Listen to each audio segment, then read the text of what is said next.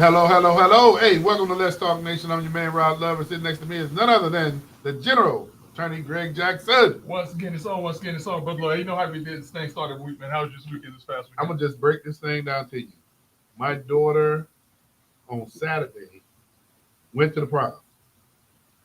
And yeah, my baby finna graduate.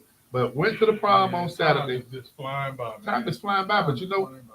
you asked me how my weekend went, and I'm going to break this thing down to you. As the good father that I am, Uh-huh. I had to be there and inspect, make sure everything was right, make sure, uh, you know, that young man had this 6 inch rule, 6 inches apart. Yeah, be clear about Yeah. that.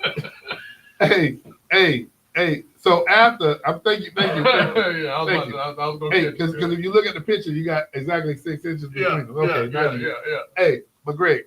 Got my daughter off. My wife took my daughter, man, to the prom, and I jumped on the road. I wasn't. How far back? How far back were you? No, but you're gonna be amazed at this. Uh-huh. Uh, you know that old saying about you know not being able to be in two places at once. Uh-huh. Well, my daughter's prom happened to be on the same day that my family was celebrating my mom's 86th Oh, birthday down in Miami. down in Miami. So you were down in Miami then? So I was in Orlando for my daughter's prom. Okay. And then after my sister, and I think my sister, man, probably embellished a little bit, but after my sister called me and told me that, hey, I told mom that you're not going to be able to come because, you had to get your daughter situated and off to the prom. And she says, Rob, mom just started crying. And I didn't say nothing to my sister. Yeah, But I told my wife, I say, hey, I got to figure this out. yeah. Uh, got my daughter off to the prom, and that was like four something. And Greg, I hit that dog on turnpike. And 3 hours later. I was down in Miami around eight, Uh-huh. eight or so, and I was man, we had a good time, man. I mean, family showed love. I saw a lot of guys that grew up in the neighborhood with me. Yeah. Uh, I mean, just it was great, man. I mean, a lot of folk came over to wish my mother happy birthday. My mother owned a daycare center while we were growing up, Okay. Okay. and a lot of the kids that were in the daycare center would come Came around. back. They're now in their 40s, and I mean, it was incredible. Nice. And then I said, you know what? After it was all over with, kissed my mom, and she went in to go ahead and retire for the evening. And I was like, man, do I stay or do I leave the next day? Uh-huh. 11:30 at night On the road. on the road. Greg, I pulled one of yours, man. Man. That was my weekend. So you Hey, you, so you were able to hit two milestones 2 milestones, in one day. 250 miles apart In one day. in one day. That's all right, man. That's so all right. you still you one of them dads that believe in room for the Holy Spirit, huh? You say that again, Doc? I said you one of them fathers that believe in leaving room for the Holy Spirit. All right now. Yeah, you're right. In 6 inches. Leave Leave room for the Holy Spirit. Right? Yes, sir. Yes, sir. Hey, I can show you better. I can tell you. Did you tell him that? Leave room for the Holy Hey, Spirit? man, he know me. Some Oh, things, Doc, you don't even have to say. oh. Keep his hand to himself. But man, go on. Let me stop. Because Greg, you and Greg gonna lead me down the path. Let me stop. Hey, we gotta get him worked up. Now y'all niggas get Hey, me worked I'm- up. Hey, you I'm ever seen? saying- Hey, anyone ever I'm seen Den of Thieves? Yes. Yeah. Oh yeah. You remember the garage scene? Oh yeah. What was the garage scene? That's what should have. They should have did When the the- garage when the- scene. It was the amped up version of Bad Boys 2 when Yeah. Reggie came to pick up your boy's daughter for the prom. It was an amped up version of that when they had him in the garage. Oh, I missed that one. Then I missed that one. Yeah. That was on point. I missed that one. Hey, so okay. So Greg, how was your weekend, man? Anything you did anything? Nah, man, my weekend was good. I just got a chance. Quiet? To, Were you in the United States? Yeah, I was in the U.S. Yeah, this weekend I found myself here on home shore. So yeah, I was around. I'm trying to think, what did I do this weekend? Oh, Because last weekend I was preparing for trial, so this weekend, man, I just kind of just Chilled relaxed out. this weekend. Okay. Yeah. So no, it wasn't a whole lot going on this weekend, man. Well, then, Greg, let me bring this thing in, man. Greg, do you? It seems like more time has expired. Well, no. I know what I did this weekend. Okay, what did you do? What did you do? And we're gonna be talking about it. Go ahead. I was glued to the television, and I was glued to social media. Oh. Following the NFL draft. I was Okay. trying to figure out what I was. I thought we were gonna say. That's what I said. That. So I mean, yes, what I Yeah. did this week, I was trying to figure out that, and I was watching, just kind of following the Orlando Magic. Wait, they're out of it, huh? No, not yet. No? They're in the playoffs. So Friday, they actually won on Friday, which it brought the series to 2-1. Okay. They played Sunday in Orlando, and they lost on Sunday. So now the series is 3-1. They headed back to Boston. Okay, so they lost 2 in Boston. They won. They won here. one of 2 that they. Right. Yeah. First time Boston has beat Orlando at home, I think they said since October of 2022, if I remember right. Yeah. And you know what? I'm gonna bring this up, man, because I know we're talking about the home team, but man, have you been watching how the Lakers have been falling? No, I haven't because, I'm a Lakers fan, and I am specifically old school Lakers and Kobe Bryant Lakers fan. Okay. And I just don't like the debate of who's better, Kobe Bryant or LeBron James or Michael Jordan. So I just, I'm just. But you know what I do about that debate? What's that? Because if you gotta say, and normally when they say that, they say who's the GOAT. Right. But what I found is, man, you gotta diminish somebody in order to bring somebody up. That's a true statement. And so I got my opinion about who the GOAT is, but I'm not gonna compare my GOAT to anybody else, and my GOAT is MJ. I'm not going to disagree with you. Listen, I'm not going to listen. I remember Michael Jordan. I was on the playground trying to be like Michael. So, when the whole debate comes, my big three, if I had to give my big five, let me give my big five. My big five would be MJ, Okay. Kobe Bryant, Okay. Magic Johnson, Shaquille O'Neal, and Julius Erving. That's my big five. Now, it's a lot of guys that play ball. Dominique Wilkins, Charles Barkley. What about Isaiah Thomas? I was never Isaiah fan because remember Isaiah used to beat up on the Bulls. Was the bad boy? Yeah, the bad boy used to beat up on the Bulls. So I was never a Isaiah fan. I was never a Dennis Rodman fan until he came to Chicago. I was never really a John Sally fan until he came to LA. And Rodman when he went to LA. I was never really Dumas was there. Let me ask you something, Greg, because I find it interesting when you talk about your five. Yeah. And that might change from time to time because it's hard. It's hard to keep Shaquille O'Neal out. It's hard to keep Kareem out. It's hard to keep Wilt out. But that's where I was about to go with that because Bill Russell. I was saying, yeah. But see, it's hard for me. I mean, I'm familiar with Bill Russell and Wilt Chamberlain, but Greg, when I say I'm familiar with them, I don't remember, man, or recognize their play in my memory. But the one, so when you identified your top five, yeah, I can relate. Yeah. But then I know Wilt Chamberlain was great. I know, Kareem. Oh, and I did watch Kareem play. Yeah. Yeah. But I think it all comes back to. I mean, Bill Russell, 11 championships? Yeah. But I think it comes down to an era of which we remember. I mean, we know Chamberlain and know Bill Russell, those guys were great. But see, it's not even an era that we remember. It's if you take any one of those guys and put them in any era of basketball, they will dominate. Yeah. But think about this. But think about this. Times have changed too, because when Bill Russell played after the season, they had to get a job. Yeah, they had to go sell cars and sell furniture.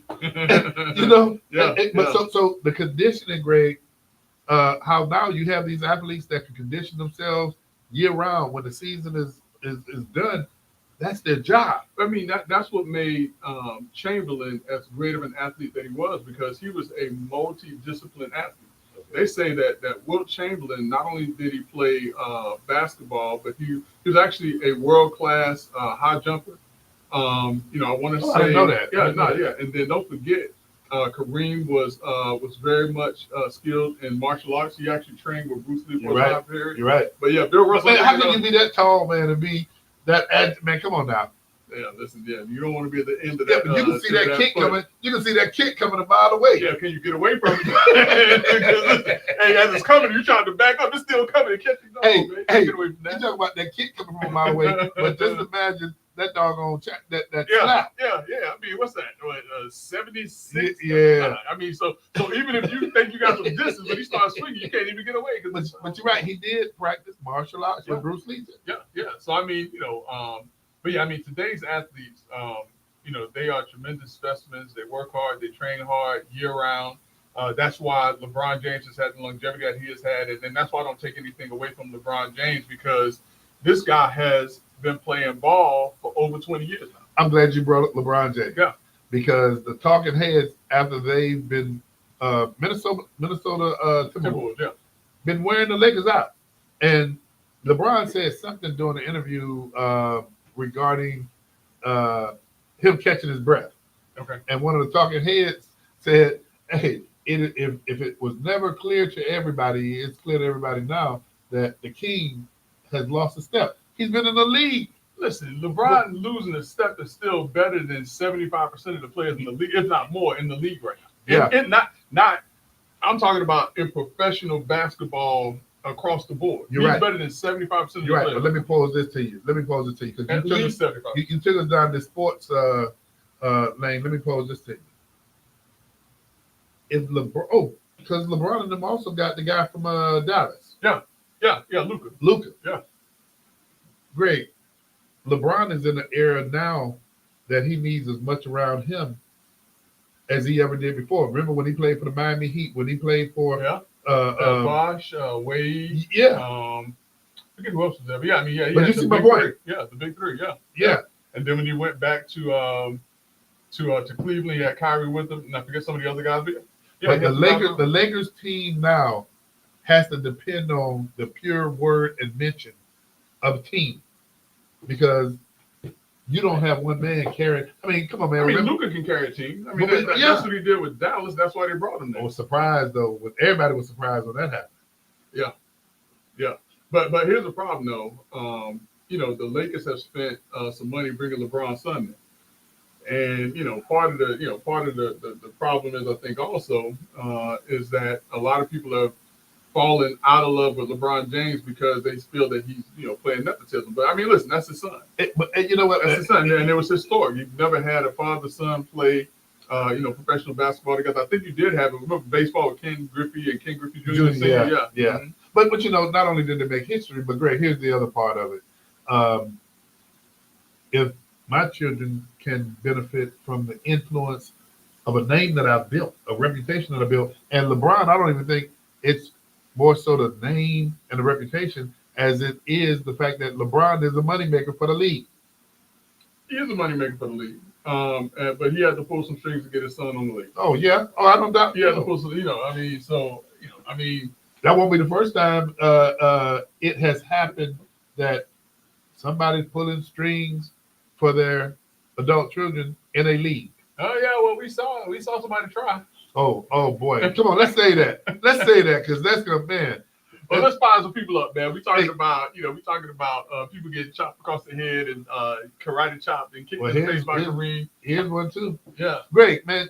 We're at a point, and it seems like it's been longer, and I think it seems like it's been longer because it's just been on the news every doggone day, relentlessly. But great, do you realize the Trump administration is at its 100-day mark? Yes, I do. And a lot of folks realize the same thing because, many Americans have been asked, how has it felt over these last 100 days? And, just depends on who you talk to as to what they say. Some folks think that things are going great. Some folks feel like we have to wait and see. And then there's some folks who feel that these are scary and chaotic times under the first 100 days of the Trump administration. Let me ask you this. Yeah. Typically, because you've been around, Greg, you watch this stuff. Mm-hmm. What measure and stick do people use to determine whether or not things are going in the right direction for the country? I mean, Well, one of the major things is they look at the campaign promises that were made. Uh-huh. That's one of the measuring sticks. What did you say you were going to do, and are you doing the things that you said you're going to do? Because remember, most candidates, whether it is the mayor of Orange County, the mayor of Orlando, whether it is the governor of the state of Florida, or whomever, most executives will say, in my first 100 days, I plan to do this, as an indication of we're getting things done. Yeah. And some of the things that Trump said that he would get done, not just in the first 100 days, but in some instances, the 24 first day, hours, yeah. the first day. Yeah. Gas prices going to come down the first day. Prices on food are going to come down the first day. The Russia-Ukraine war is going to be over in one day. And so people are judging them on that. And what they're doing is they're looking at it saying, well, whoa, wait a minute. Gas prices haven't gone down. The price of food still either to be the same or slightly higher in some instances. Some folks are now saying that this whole immigration issue is throwing the country into chaos, while some are saying this is why we elected Trump, because there were approximately 11 million people who came into this country illegally under the Biden administration. And so Trump said, we're going to get those individuals out of this country.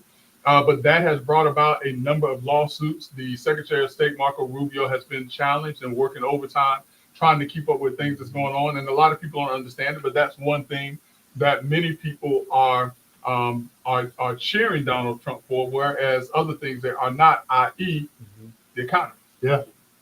And Greg, I think it comes back to people are looking at approval ratings right now. Yeah, I mean, and so with Trump, I want to say his approval rating is at 39%, which is one of the lowest for a president in the first 100 days. But, you know, a lot has taken place. A lot has been going on over the last 100 days.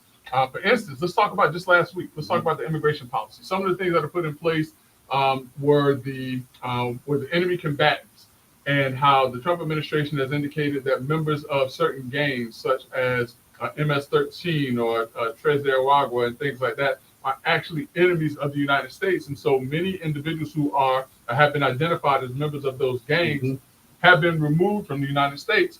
But then there's some people that are challenging, saying, well, wait a minute, those individuals didn't have their due process, haven't had due process to determine if they should be removed. So that's causing a lot of questions. Then you have what took place on university campuses, where but you skipped something, brother. So, I mean, and the way you framed that up, I was waiting for it to come out of your mouth, because everybody has continued to talk about it. When you talk about individuals being removed out of the country, and I mean, the most notable that have been moved out of the country and also moved into El Salvador? El Salvador prison. Greg, that has been big news. And I mean, and this is, do you realize this is a capacity of 40,000 prisoner prison? Well, yeah, that's MS-13 gang, the enemy combatants, that they're using this. Is it 1800 law? No, it has to be it has to be 1800 law that they're using to address these gang members who are here in the United States that have been removed from the United States. Rick, I mean, and you know, we don't know much about this prison, but oh yes, we do. Have you seen the pictures? Well, I've seen the videos and the pictures, but when I say we don't know much about it, is here's the hook. Listen, hold on, wait a minute, we got to stop. Anybody in these United States who complain about the condition of prisons in the United States? My thunder. Oh, I'm sorry. Go ahead. Go ahead. Finish that. Because what we've seen so far, when I say we don't know much about it, Greg, the one thing that we don't know is when we've seen the videos, I said, man, no AC, no cable, and then the compliance level. Do you see when they're doing their counts, and these guys are running and they're going into a sit-down huddle with the inmate right in front of them. But then also, have you seen, and some people may argue that it's inhumane, but Greg, this prison ain't no joke. Nah. And then I wonder, it makes you wonder, everybody is probably not compliant. Those are the ones we don't see. You probably won't see them. The way that those prisons are run. Listen, if you're not getting in line, I have every bit of confidence that they will either make sure you get in line or you will disappear. So Greg, we've heard about Supermax in the United States. That ain't nothing compared to the prisons over there.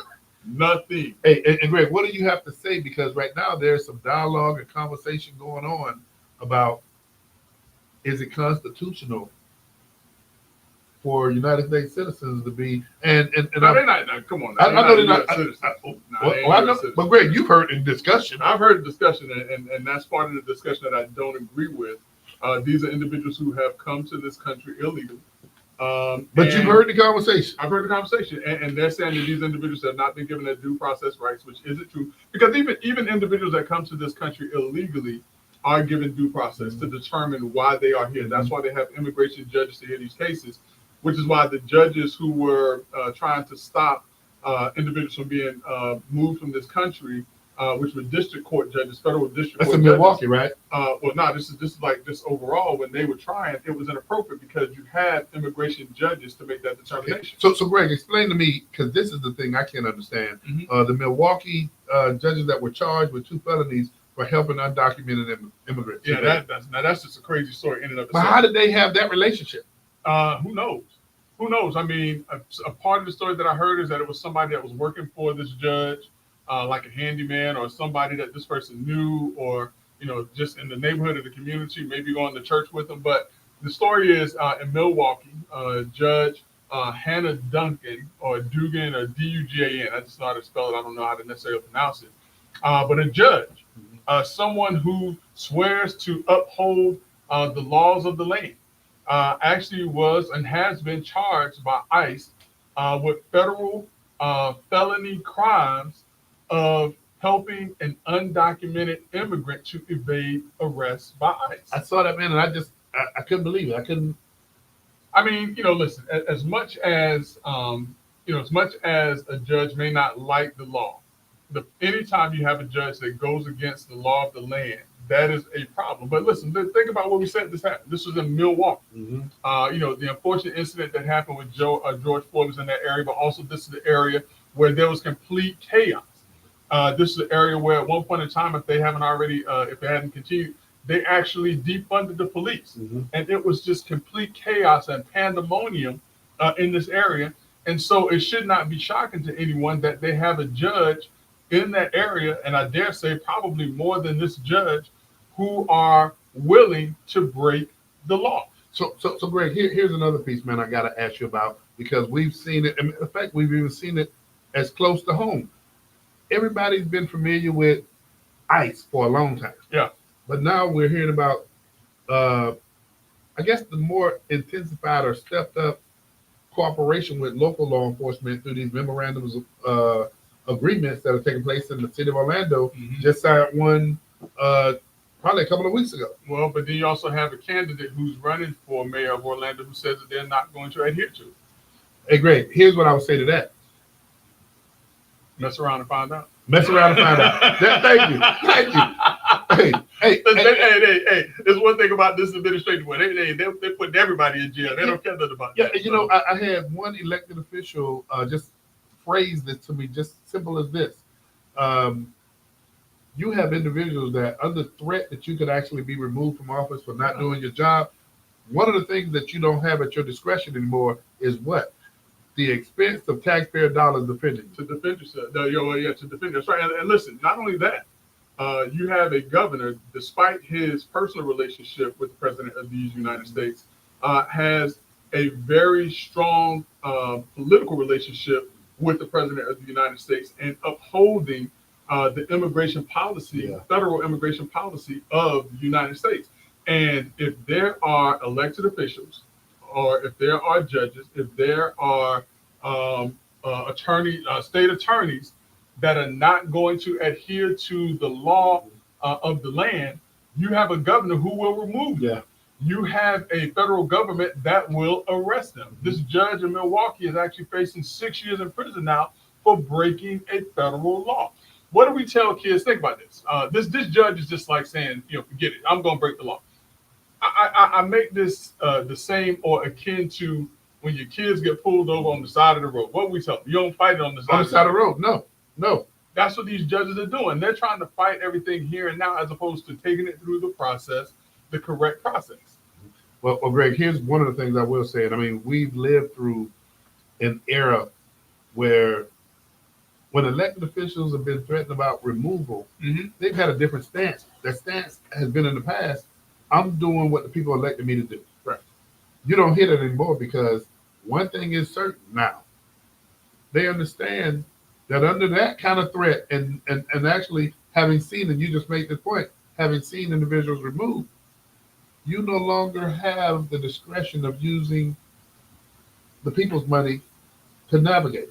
Yeah. And listen, we here in the state of Florida, fortunately or unfortunately, depending on which side of the aisle you're on, we've actually had two state attorneys removed from office by the governor in this state. Hillsborough and Owens County. No, both. Well, actually, so three then.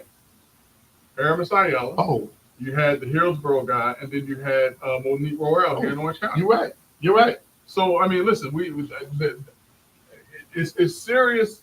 I mean, listen, they take politics, and listen, people can say you're playing politics and this, that, and another, but at the end of the day, when it was challenged in the courts determined that the governor does have the authority and the ability to remove elected officials who are not following the law. You're right. You're right. Well, Greg, man, you know what, Greg? Ukraine and Russia war. Still here. Still here, but here's something more so interesting. The intensity from Russia has increased. It has. But that's after a great deal of conversation and discussion about trying to negotiate a peace. Unfortunately, A ceasefire. Unfortunately. Now, but here's the thing. Last week, Secretary of State Marco Rubio basically said that if they could not come to some type of agreement, that the U.S. was going to walk away from these discussions and just basically let them have it. I recall, whether you like it or not, that Trump met with Zelensky, I think sometime in late January, early February, and said, hey, listen, you need to work this deal, give us some mineral rights and things like that. And I don't know if Zelensky really truly understood what that meant, because if the U.S. had the presence in that country for the mineral rights and things like that, then that pretty much means that the U.S. has a duty to help to defend and to protect its interests in that country. Zelensky got mad. He wanted the grandstand. He went on television and basically, talks broke down then. But here's what's promising is, number one, Trump and Zelensky at the burial of Pope Francis, which that took place on Saturday. At the burial of Pope Francis. Can you buy your boy a suit? Who that? I thought he didn't have on a suit. Again? Hey, we're gonna make sure our engineer man. Armando shoots. Listen, man, that's getting old, man. Yeah, That's getting old. yeah. He's gonna have to start. I know. Dressing the part. I know Doc or somebody's gonna show you the attire. So I don't even want to see it. I don't even want to see it because all right, never mind. All right, so he and Zelensky, they sat down, they had a conversation, so that was positive. Or maybe I saw the picture, but I wasn't paying attention to the clothes. I guess I was assuming he had on a suit, but he didn't. Never mind. I don't even want to. But also, Trump stepped in after Russia had actually launched one of the deadliest strikes since over the past 6 months, whatever the case may be, and basically said, Putin, stop it. So it's been more than 24 hours, but it looks as if there's still efforts on the table to try to address the Russia-Ukraine war. Now, I'll tell you one thing we haven't heard a whole lot about that people aren't saying a whole bunch about. What have you heard about Israel lately? you're right. That has been very quiet. It's been very quiet because there have been some efforts to quelch the Houthis and Hamas and things like that in that country that I think are being very, very effective. So that is one thing that Trump said he was also going to address. And to his credit, to the administration's credit, it appears that particular aspect of war that was taking place is starting to work itself through. A good thing, man. That's definitely a good thing. Greg, so I mean, we got that, and this. You know what? I just, I guess that's the closest thing you're gonna come to it. Oh, man, Hey, okay, Greg. Let me skip along, man. Hey, Greg, the education system. The education system, there are threats to dismantle the Department of Education. Those talks are very real. And so the teachers unions and everyone else right now, they are at arms. If we talk about the education system, we also have to talk about what's taking place with colleges and money's going to colleges. And this administration has been very serious about, if you have individuals on your campus that are participating in activities that are discriminatory towards certain groups of people, in this particular case specifically anti-Semitic groups and protests, we're going to take away funding from your institution. So great. Columbia found out. That's it. Harvard has found out, and there are going to be other institutions that find out. Well, very interesting. I believe this week Harvard is going to be in court defending this position because I think Harvard got $2 billion with a B. Yeah. Plus their tax exempt status is in jeopardy as well. You're right. You're right. Yeah. So now, we haven't heard much about Columbia because it seems as if Columbia has basically said, hey, listen, we get it. Mm-hmm. They have $400 million on the table and their tax exempt status was the issue. But it seems as if they've gotten, but Harvard, they're dug in. They have the money to do it. And they're going to challenge what this president is doing, what this administration is doing, and we'll see. And listen, this administration has not been shy about going to court, and this administration has gotten some clear wins going to court. Now, it's gotten some L's too, but it has gotten some clear wins also. And I guess really the biggest piece when you talk about Harvard, and you're right, Columbia is not really saying a word right now because I think Harvard is going to be the test for a lot of colleges. Yeah, listen, if Harvard is successful, then these other colleges are going to stand up and challenge it as well. If Harvard gets their hat handed to them, then you'll be able to see a higher level of compliance. Yeah, but Harvard's position, and I found this real interesting, Greg, but Harvard's position is very singular about what they're going to court on. And you know what that is? They're basically saying there's a process to take our money. Right, and you haven't followed the process. You haven't followed the process. Yeah. So just like the temporary employees who were fired based on the DOJ recommendations, and they said that you didn't follow the process. What the courts come back and say? Oh, but they sided with the administration on that. That's what I'm saying. Yeah, that's what I'm saying. So you have one judge that said, "Well, no, you can't fire him like that. You can't fire him, but you got to follow a process." The courts came back and said, "You can do it." Well, my friend, you taught me well because this is where we segue into DOJ. Oh. Listen, your friend of mine, Elon Musk, at the beginning of this administration, he basically came in and he was the head of the Department of Government Efficiency. And what he did was, I thought that he was doing some great work. He went in, he found where there were contracts that needed to be looked at. He found that there was spending from different agencies. He looked at, Social Security payments that were going out to people who are 160 years old and all other kinds of stuff like that. And he basically challenged, the spending in this country. And, he brought some light to the fact that there's a lot of waste in terms of spending in this country. But now he did that, Brother Love, to the detriment of his private business, apparently. You're right. And when you say he brought to attention, I thought you were going to say he brought a chainsaw to the budget, which he did. He did. But you're right, Greg. Now, people are looking at Tesla stock value. Yeah. And it's plummeted. Yeah. So, when Elon Musk got started with DOJ, I want to say, I thought it was 180 days, but I believe Brother Armando said that Elon Musk was only supposed to be there for 130 days. Now we are 100 days into the administration, and DOJ has been quiet for probably the last 2 weeks or so. And we've been hearing more and more in that time period how Tesla stocks have been just taking the nose down. What do you think that board is saying to their president, to their chair? Listen, they're probably saying what any group of directors of a company are saying. Either straighten up or get out, because you are losing us a lot of money. If I remember right, and somebody help with this, did Tesla lose approximately 71% of its value? And I heard something around that, Greg, but let me ask you this question. And this is the thing that people are asking, because, you got stockholders who are saying, we didn't put in for this. Right. But then you also have people say, well, Elon owns Tesla, or because it's a stock market traded company, Greg, does he really own it if it's traded on the stock market? So he owns a majority of the shares. Okay. So from that perspective, he owns it because he has a larger voting stake. Gotcha. So from that perspective, but here's the issue.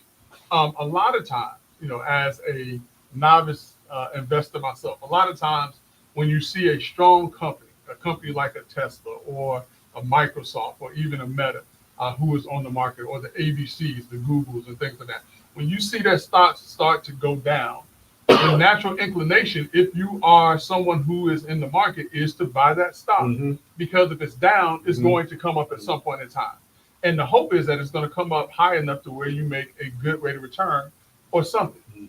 The problem is what's taking place with Tesla, and that's scaring the stockholders and the stakeholders with Tesla, is that it's diving, and I don't think they see that it's going to come back up as long as, number one, Elon Musk is still at the helm, and number two, Elon Musk is still a part of the Trump administration by way of Doge. So with that being said, Greg, and I mean, and I know you don't have a crystal ball or anything. How you know you got no crystal ball? Well, then okay, look at your crystal ball. I Greg, got a lucky gold too. I can tap my lucky gold too. you know, our engineer who, I mean, and he doesn't have any credentials or anything like that, but our engineer, I know the first thing that he said was it'll recover. But I guess the question is going to be, how long is it going to take to recover to where it once was? Listen. Not only how long is it going to take to recover, but to what extent is it going to recover? Because let's say this, all right? Let's say if someone purchased Tesla stock at $100, right, and Tesla stock drops to $20 a share. Okay. All right. Now the person that buys at $20 a share is going to be good, but let me finish the analogy real quick. I just got off. I got track. So someone purchases which Tesla stock is way more than $100. But let's say somebody purchased Tesla stock at $100, and it goes down to $20. But then it comes back up to $75. It's recovered, but has it recovered to the extent that that person who had purchased it at $100 Oh, I is got happy you. about? I got you. If it drops down to 20 and somebody buys it at 20 and it goes to 75, then yeah, they're going to be happy. But someone who was here and it comes down, and yeah, it may come back up, but it's not where it was before. I got And you. that's the problem that people, or that owners of this particular company have right now. That yeah, it's going to bounce back, but is it going to bounce back to the extent to where I'm going to make money? What it's called is margin satisfaction. Yeah. I mean, is that 25 going to be good enough for me to say I'm happy because I bought it at 75 when in fact I was riding the wave. My stock could have split it if I was at 75. Yeah, and that's what people look for. I mean, when I started looking at NVIDIA and I started looking at, some of the other stuff I look at, aside from the dividend stocks, I get those for a different reason. But if I'm looking at a growth stock, particularly a tech growth stock, I'm looking at that stock because I'm looking to ride that wave up. I'm looking for it to split, go down, but it's split and I get more shares and to ride that wave back up. If that wave doesn't come back up, You're right. Shareholders are not going to be happy. A couple other things, Greg, though, that we didn't make. Oh, and by the way, you have to tell people that this is not a financial planning show. We are not. This is just merely conjecture and opinion amongst two friends just talking about how we would make money if it was in the stock market. Greg, but two other things that we did mention is that there is an increase in EVs that are not made by Tesla now. Yeah. Sales. Yeah. Yeah. I mean, listen, people are so, my best buddy, my best friend in the whole world has a Tesla. Yes. He tried to convince me to buy his Tesla.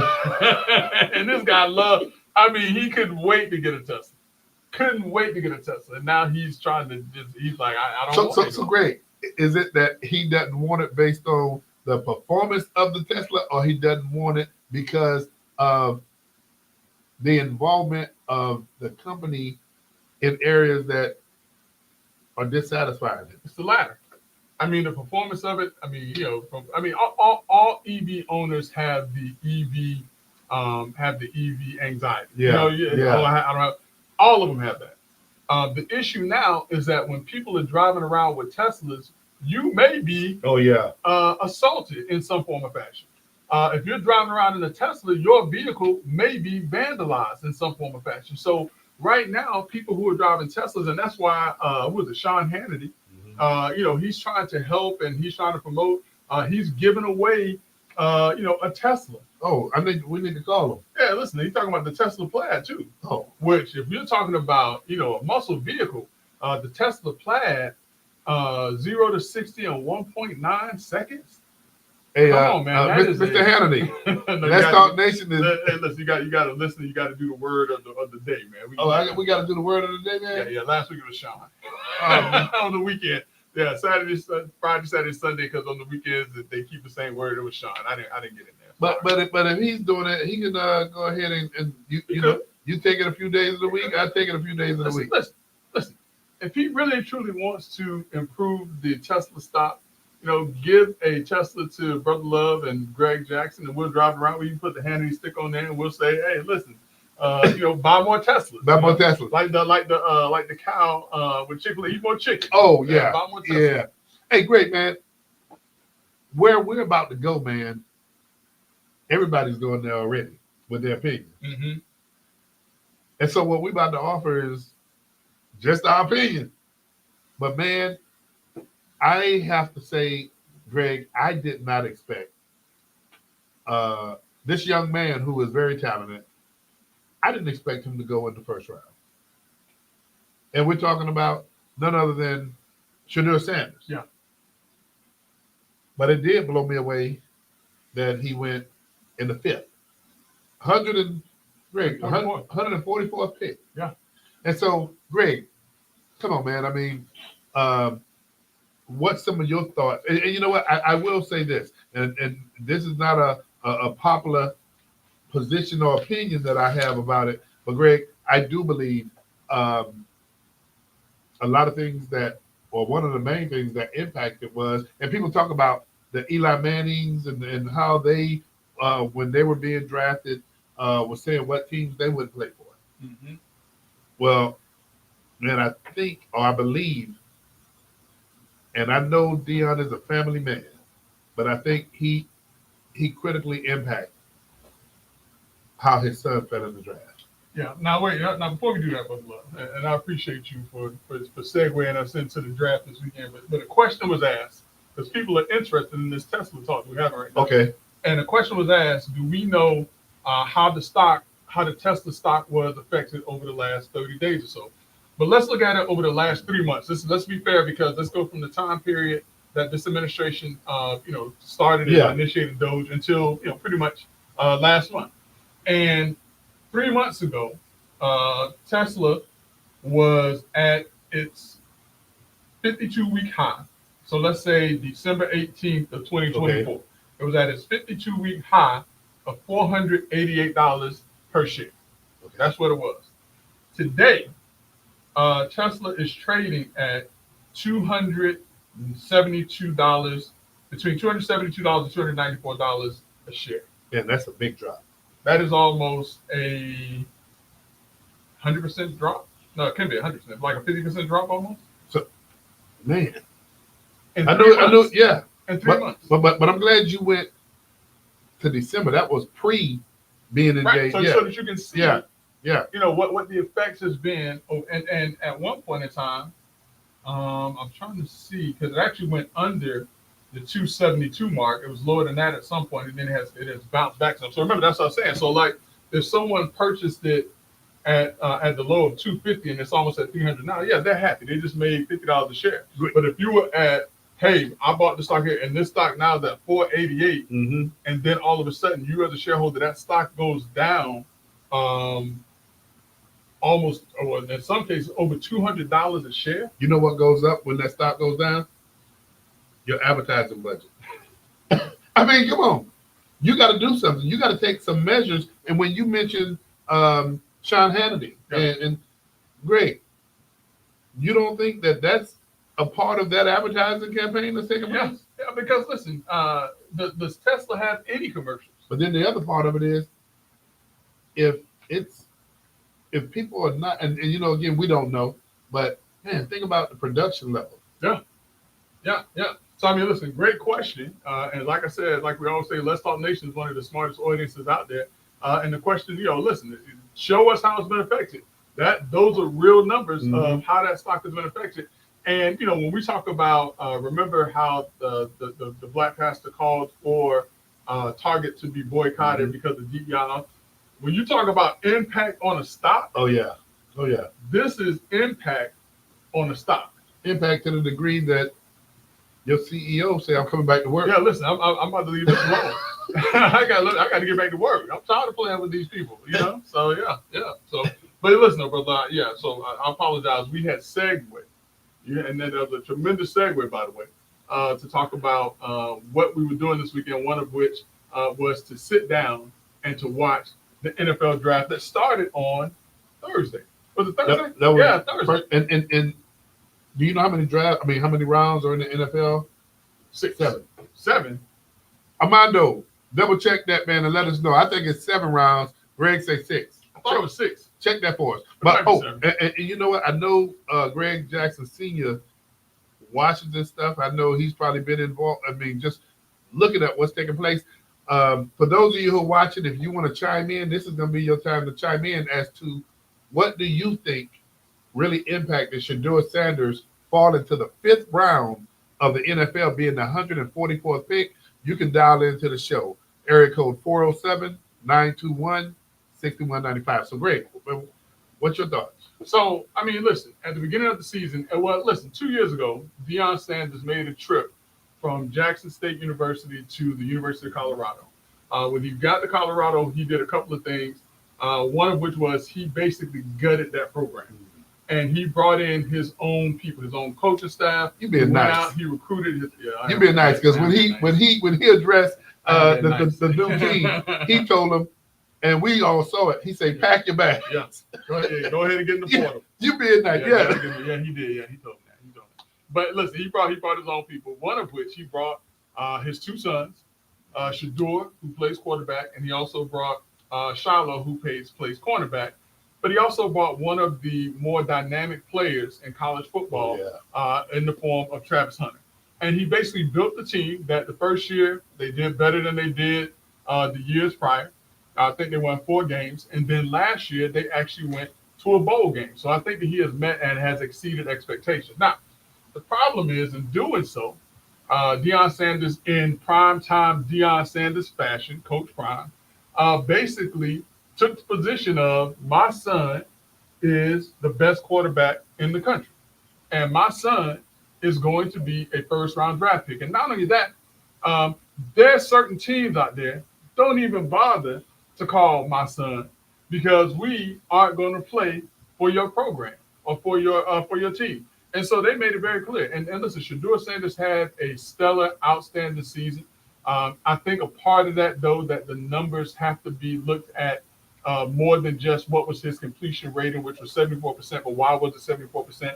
Look at the types of passes he was making and things like that. Look at the conference he was playing in. And Shedeur Sanders ended up with a very good season. Now, they lost the bowl game. When the games that were really big games mattered, they came up short. Travis Hunter had a tremendous season. He was one of the best. Well, he was the best player Heisman Trophy winner in the country. Did he win on the defensive side also? He got some awards on the defense side. On the defense. Yeah, I mean, so he played both sides of the ball. And, going into the draft or preparing for the draft and going to the combine, Shedeur Sanders basically said, I am not going to participate in this. I am legendary. That's the diamond plated name thingamajig. He has a legendary. And he basically felt that he was going to go along with Travis Hunter in the first round. And so in anticipation of the draft and watching all this and listening to Coach Prime and all of the other things that went along with this, and I'm saying circus, but not in the negative way that people think that I'm saying it, but along with the circus or with what we were watching, we were preparing ourselves on last week to watch Shedeur Sanders go in the first round. Now, we didn't think that he was going to be a top 10 pick, but most certainly we knew that on day one, Thursday, that Shedeur Sanders was going to get the call and that he was going to be an NFL quarterback in the first round on Thursday. You're right, Greg. We thought that, but here's some other things that I don't know if you knew. Did you know neither boys had an agent? Well, he did, but he wasn't a very good one. Okay, but he didn't even, you got to go through certain things to be an agent. A certified agent. So he was the advisor. And we're talking about, father. And we're not, you know what? Let me say this so that the haters won't jump the finish line already on us.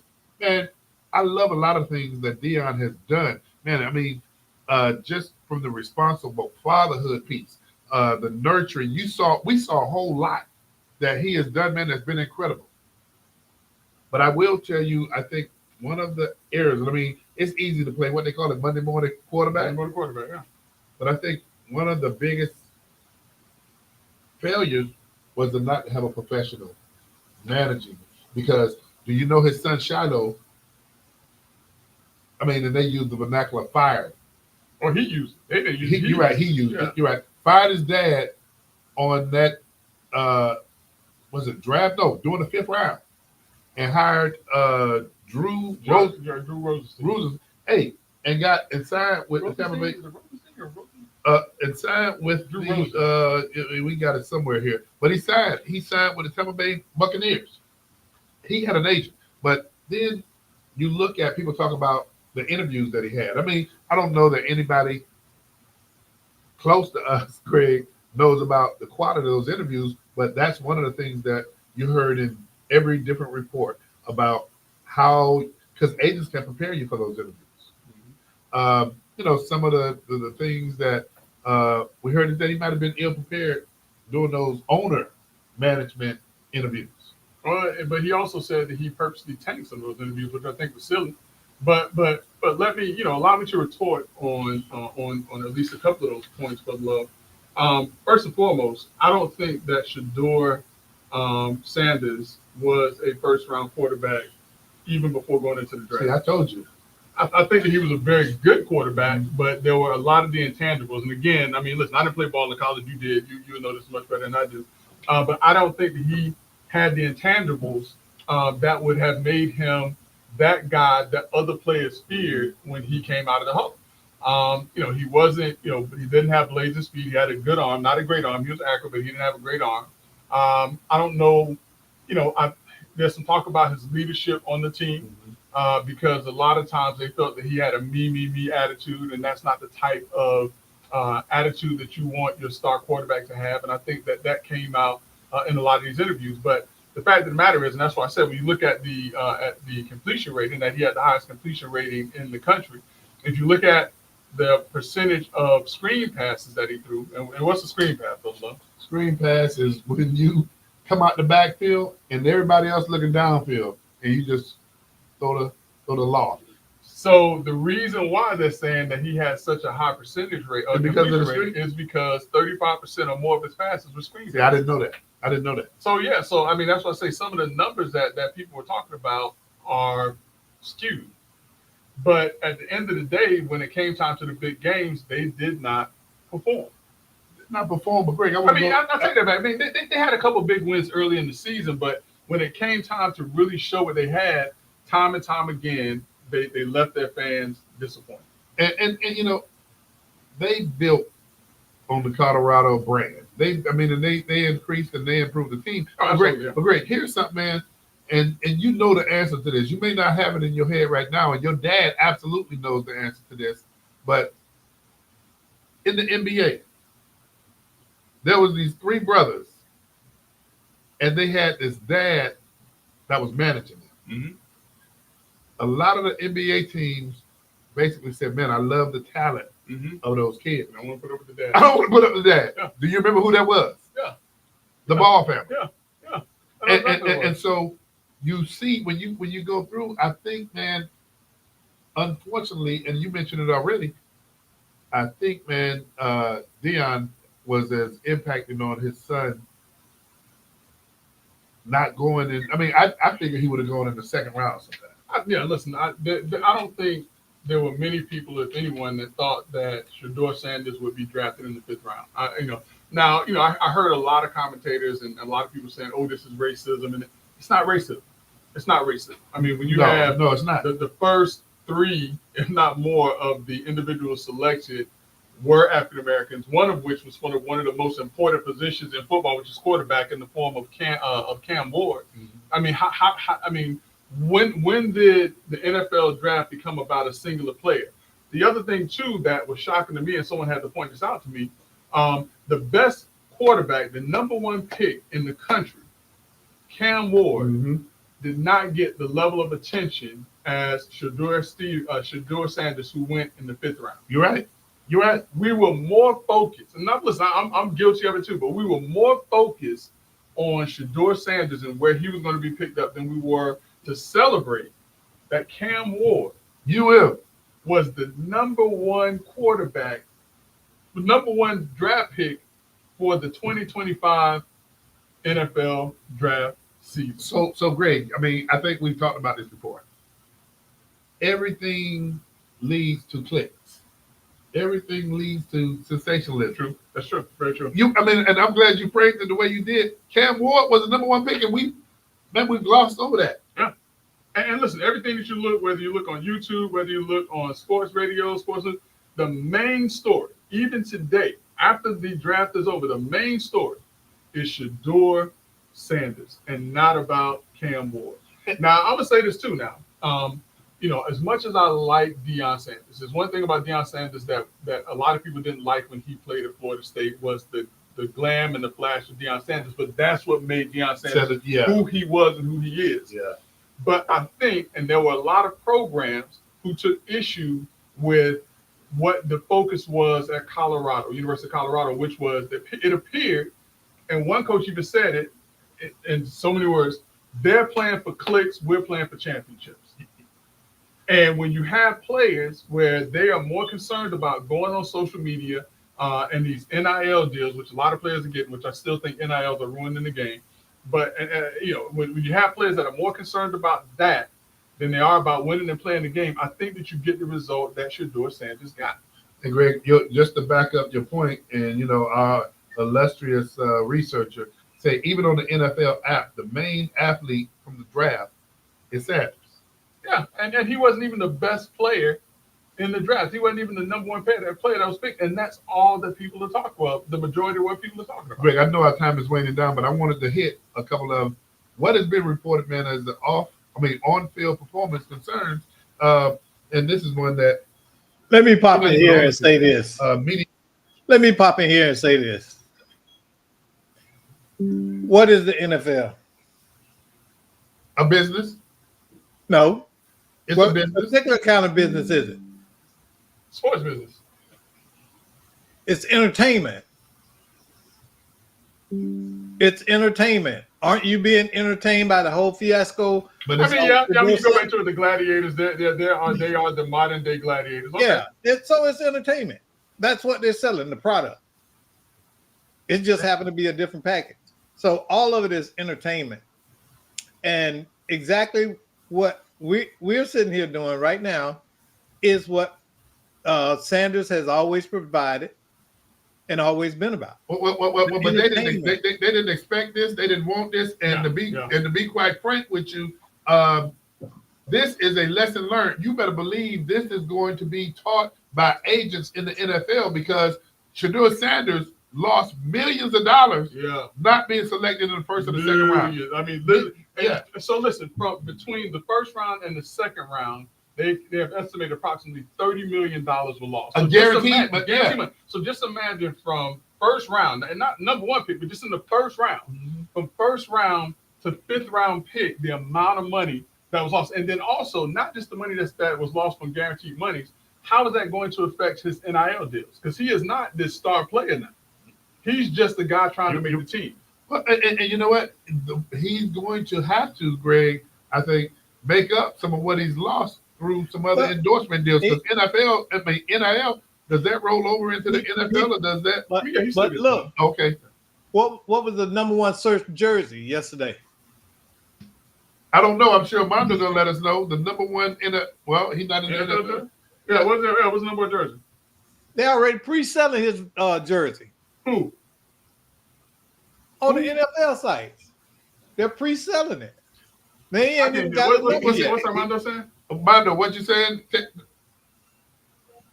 Sanders. Yeah. So the number one jersey, and I'm not sure this, and Mondo can let us know. But Greg, do players? Yeah, I don't know how they selling the jersey, and he don't have a number yet. Yeah. So I mean, listen, they gotta be his Colorado jersey. I mean, listen, they pre-selling it, and I know know this because I'm gonna buy one. He hasn't even made it. He don't even have a number for the team. But you can still reserve the pre-sale. Man, I love this. I love. Hey, you can go. You won't be buying no. I'm not buying it. So yeah. Oh boy. But listen, this is what I say. I mean, he is tapped into.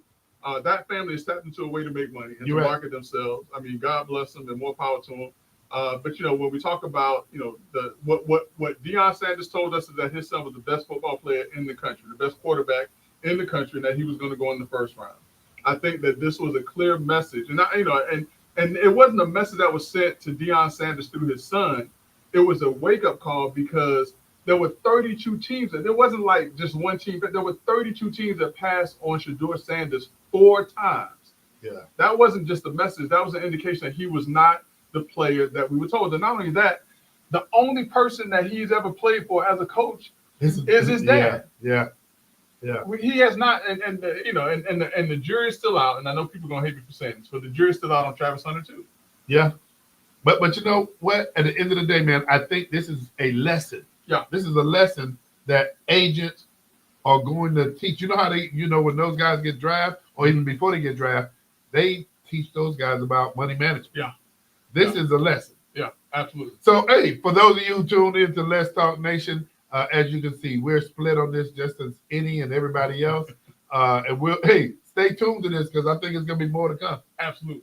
Absolutely, yeah, because we're going to have to watch him as he try to make the team. To get a spot. You're absolutely right. So this is not the end of this. I think this is just the beginning. So, hey, tune in next week. My brother Greg Jackson don't have to go home. But you got to get out of here. We'll see you next week on Let's Talk Nation.